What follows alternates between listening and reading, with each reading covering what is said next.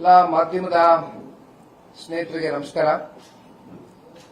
ಪಕ್ಷದ ಮುಖ್ಯ ಕಚೇರಿಯಲ್ಲಿ ಇವತ್ತು ಪತ್ರಿಕಾಗೋಷ್ಠಿಯನ್ನು ಕರೆದಿರ್ತಕ್ಕಂಥ ಮೂಲ ಉದ್ದೇಶ ನೈಸ್ ಸಂಸ್ಥೆಯ ಕಳೆದ 26 ವರ್ಷಗಳಿಂದ ಆಗಿರ್ತಕ್ಕಂಥ ಹಗರಣ ಏನಿದೆ, ಸಾರ್ವಜನಿಕರ ಮೂಲಭೂತ ಸೌಕರ್ಯಗಳ ಹೆಸರಿನಲ್ಲಿ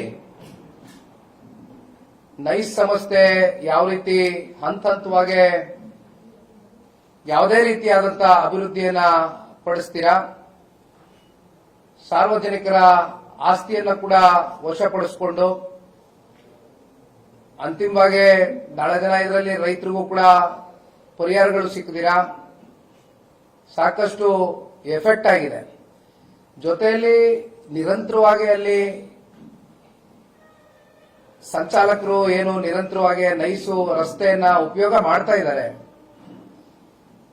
ಅವ್ರ ಮೇಲೂ ಕೂಡ ಸಾಕಷ್ಟು ಒತ್ತಡಗಳಿದೆ. ಎಕ್ಸಾರ್ಬರೆಂಟ್ ರೇಟ್ಸ್ ನ ನೈಸ್ ನ ಸಂಸ್ಥೆ ಹಾಕುವ ಮೂಲಕ ಪ್ರತಿನಿತ್ಯ ಓಡಾಡ್ತಕ್ಕಂಥ ಕಮ್ಯೂಟರ್ಸ್ ಏನಿದ್ದಾರೆ ಅವ್ರ ಮೇಲೂ ಕೂಡ ಸಾಕಷ್ಟು ಒತ್ತಡಗಳು ಏರ್ತಾ ಇರ್ತಕ್ಕಂಥದ್ದು ನಾವು ನೋಡ್ತಾ ಇದ್ದೇವೆ. ಈಗ ನಾವು ಇಲ್ಲಿ ಇವತ್ತಿನ ಪ್ರೆಸ್ ಮೀಟ್ ಮೂಲಕ ಮಾತಾಡೋದಕ್ಕೆ ಬಂದಿರತಕ್ಕಂಥ ಕೆಲವೊಂದಷ್ಟು ವಿಚಾರಗಳಿಷ್ಟೇ. ಬಹಳ ಸಿಂಪಲ್ ಆಗಿ ಹೇಳ್ತೀನಿ, ತುಂಬಾ ನಾನು ಎಳೆಯಕ್ಕೆ ಹೋಗೋದಿಲ್ಲ. ಆದ್ರೆ ಒಂದು ತಮ್ಮೆಲ್ರಿಗೂ ಗೊತ್ತಿದೆ, 1997ರಲ್ಲಿ ಫ್ರೇಮ್ ವರ್ಕ್ ಅಗ್ರಿಮೆಂಟ್ ಅಂದ್ರೆ FWA ಅಂತ ನಾವೇನ್ ಕರಿತೀವಿ, ಫ್ರೇಮ್ ವರ್ಕ್ ಅಗ್ರಿಮೆಂಟ್ ಅವತ್ತು ಸೈನ್ ಆಗುತ್ತೆ. ಆ ಫ್ರೇಮ್ ವರ್ಕ್ ಅಗ್ರಿಮೆಂಟ್ ಅಲ್ಲಿರ್ತಕ್ಕಂಥ ಅಂಶಗಳು ಬಹಳ ಸ್ಪಷ್ಟವಾಗಿ ಉಲ್ಲೇಖ ಆಗಿರ್ತಕ್ಕಂಥ ವಿಚಾರ ಇಷ್ಟೇ.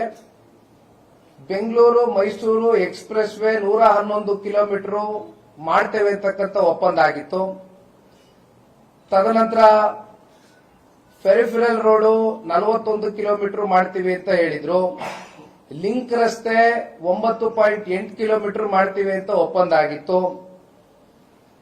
5 ಯೋಜನಾ ಟೌನ್ಶಿಪ್ಗಳು ಕೂಡ ಆಗಬೇಕಾಗಿತ್ತು. ಜೊತೆಯಲ್ಲಿ ಒಂದಷ್ಟು ಟೋಲ್ ಪ್ಲಾಜಾಗಳು, ಸರ್ವಿಸ್ ರಸ್ತೆಗಳು, ಟ್ರಕ್ ಟರ್ಮಿನಲ್ಗಳು, ಇವೆಲ್ಲವೂ ಕೂಡ ಒಪ್ಪಂದ ಆದಂತ ಒಂದು ವಿಚಾರ. ಆದ್ರೆ ಇಲ್ಲಿ ಪ್ರಶ್ನೆ ಎಲ್ಲಿ ಉದ್ಭವ ಆಗುತ್ತೆ ಅಂದ್ರೆ, ಈ ಯೋಜನೆ ಸಂಪೂರ್ಣಗೊಂಡಿಲ್ಲ.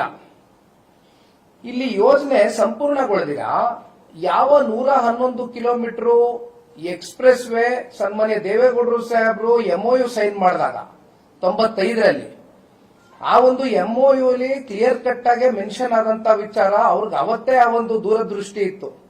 ಇವತ್ತು ನಾವೇನು ಈ 6 ಲೇನ್ ರಸ್ತೆ ಇವತ್ತು ಬೆಂಗಳೂರು ಮೈಸೂರು ರಸ್ತೆ ನೋಡ್ತಾ ಇದೀವಿ, ಆ ಎಕ್ಸ್ಪ್ರೆಸ್ ಹೈವೇ ಅವತ್ತೇ ಆಗ್ಬೇಕು ಅಂತಕ್ಕಂಥದ್ದು ದೇವೇಗೌಡರು MOU ಅಲ್ಲಿ ಮೆನ್ಷನ್ ಮಾಡಿಸಿದ್ರು.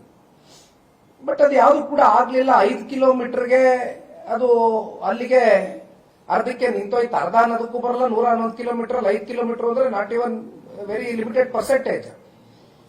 ಅಲ್ಲಿಂದ ಅದು ಆಗ್ಲಿಲ್ಲ. ಜೊತೆಯಲ್ಲಿ ಈಗ ನಮ್ಮ ಮುಂದೆ ಇರ್ತಕ್ಕಂಥದ್ದು ನೋಡಿ, ಒಂದು ಸಣ್ಣ ಉದಾಹರಣೆ ಕೊಡ್ತೀನಿ ನಿಮ್ಗೆ.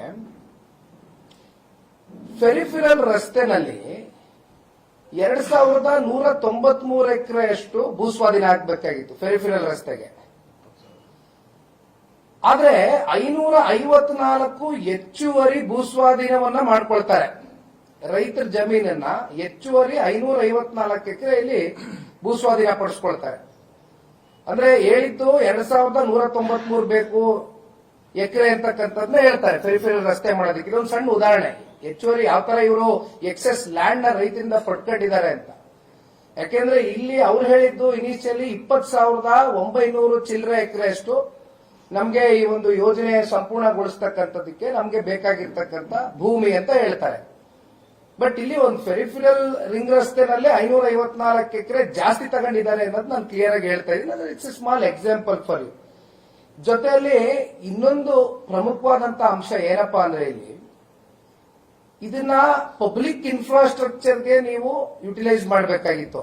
ಆದ್ರೆ ಇದನ್ನ ನೀವು ವೈಯಕ್ತಿಕವಾಗಿ ಒಂದಷ್ಟು ಪರಾಬರೆ ಮಾಡಿಕೊಂಡು, ಅಲ್ಲಿ ರಿಯಲ್ ಎಸ್ಟೇಟ್ ಮಾಡಿಕೊಂಡು, ಅಲ್ಲಿ ಜಾಯಿಂಟ್ ವೆಂಚರ್ಗಳು ಕೊಟ್ಕೊಂಡು, ಜಾಯಿಂಟ್ ಡೆವಲಪ್ಮೆಂಟ್ಗಳು ಕೊಟ್ಕೊಂಡು, ಜೊತೆಯಲ್ಲಿ ಗುತ್ತಿಗೆಗಳು ಕೊಟ್ಕೊಂಡು ಮಾರಾಟ ಮಾಡಿಕೊಂಡು ಪ್ರೈವೇಟ್ ಅವರಿಗೆ ಈ ತರ ಸಾರ್ವಜನಿಕರ ಆಸ್ತಿ ಪಾಸ್ತಿಯನ್ನ ಇವತ್ತು ತಗೊಂಡು ಯೋಜನೆ ಅಡಿ ನೀವು ವೈಯಕ್ತಿಕಕ್ಕೆ ಇವತ್ತು ನೀವು ಇದನ್ನ ಮಾಡ್ಕೊಂಡು ಹೊರಟ್ರಲ್ಲ ನೈಸ್ನ ಮಾಲೀಕರುಗಳು ಅನ್ನುವಂಥದ್ದು ದೊಡ್ಡ ಪ್ರಶ್ನೆ ಇವತ್ತು ನಮಗೆ ಮೂಡ್ತಾ ಇರ್ತಕ್ಕಂಥದ್ದು. ಜೊತೆಯಲ್ಲಿ ರಸ್ತೆಗಳು ಅಷ್ಟೇ.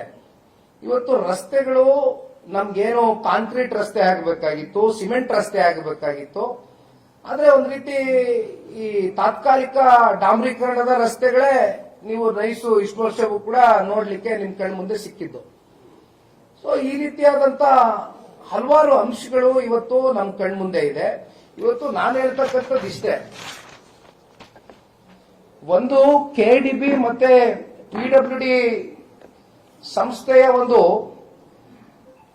ಒಪ್ಪಂದದಲ್ಲಿ ಈಗ ಸ್ವಾಧೀನ ಏನು ಮಾಡಿಕೊಂಡ್ರು ಅಂದ್ರೆ they acted like A nodal agency. ಯಾವ ಒಂದು ಕೆಡಿಬಿ ಮತ್ತೆ ಪಿಡಬ್ಲ್ಯೂಡಿ ಸಂಸ್ಥೆ ಈ ಭೂ ಸ್ವಾಧೀನ ಮಾಡ್ಕೊಡ್ತಕ್ಕಂಥದಕ್ಕೆ ನೈಸ್ ಸಂಸ್ಥೆಗೆ ರೈತರ ಜಮೀನನ್ನ ಒಂದು ನೋಡಲ್ ಏಜೆನ್ಸಿ ಆಗಿ ಅವರು ಮುಂದೆ ಬರ್ತಾರೆ.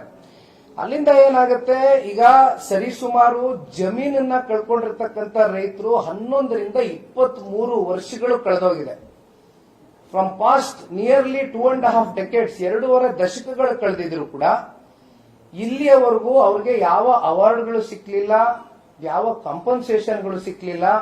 67 ರಿಂದ 70% ಅಷ್ಟು ರೈತರು ಇವತ್ತು ಬೀದಿಲಿದ್ದಾರೆ. ಅವರ ಸ್ವಂತ ಜಮೀನನ್ನು ಕಳ್ಕೊಂಡು 10 ರೂಪಾಯಿ ಅವರಿಗೆ ಬಿಡುಗಡೆ ಸಿಕ್ಲಿಲ್ಲ, ಅವ್ರನ್ನ ಮೂಲೆಗೆ ಹಾಕಿದ್ರು.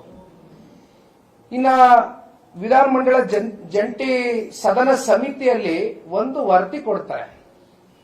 ಆ ವರದಿಯಲ್ಲಿ ಏನಪ್ಪಾ ಉಲ್ಲೇಖ ಆಗಿದೆ ಅಂದ್ರೆ 22 ಪ್ರಮುಖ ಷರತ್ತುಗಳನ್ನ ಇವತ್ತೇನು ನೈಸ್ ಕಂಪನಿಗಳಿಗೆ ಹಾಕಿರ್ತಾರೆ. ಈ ಒಂದು ಯೋಜನೆ ಅಡಿ ಬರಬೇಕು 22 ಷರತ್ತುಗಳನ್ನ ಅವರೇನು ಒಪ್ಕೊಂಡಿರ್ತಾರೆ.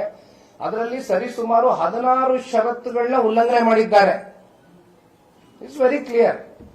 ವಿಧಾನಮಂಡಲದ ಜಂಟಿ ಸದನ ಸಮಿತಿಯಲ್ಲಿ ಇರ್ತಕ್ಕಂಥ ವರದಿ ಇದು. ಹೌದು, 22 ಷರತ್ತುಗಳಲ್ಲಿ 16 ಷರತ್ತುಗಳು ಕೂಡ ಪೂರೈಕೆ ಆಗಿಲ್ಲ. This is also very clear.